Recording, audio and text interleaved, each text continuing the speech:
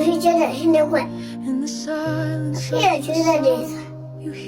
တန်းဒီကပါပဲပြောစရာရှိအမေတို့ကြည့်ရပြီခဲခဲလာမှာအဖေကိုတန်းတာဘဝဆိုငယ်ကအဖေတိုက်ခဲ့ဘူးလေအောက်ကမနှမ်းများလေးတွေ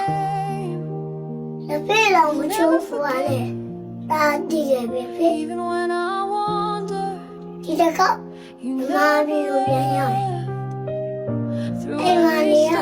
မပြောဘူးလို့ပြောနေတဲ့စကားတွေအတွက်အဖေကိုပြန်တောင်းလိုက်ရအောင်အဖေလုံးကြည့်တယ်ကွာ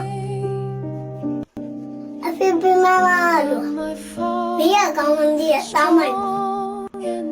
အဖေပြောတဲ့စကားလေးကမသာဘုံမဆင်းပြီးဒီနိုင်ငံကိုပြန်လာအဖေရှိနေသည်မြမသာသမီးတွေညနာမနေရဘူးတဲ့ဒီလိုကြီးဟာဆောင်ကောင်းလိုက်ပုံများအဖေတောင်းလွမ်းလာလို့မင်းတို့တောင်းလိုက်ကိုလွမ်းရလားတဲ့အဲ့တော့မရဘူးပြောငါသာမေးပြီလူချင်းကြီးမျက်ရည်ကျနေပြီတဲ့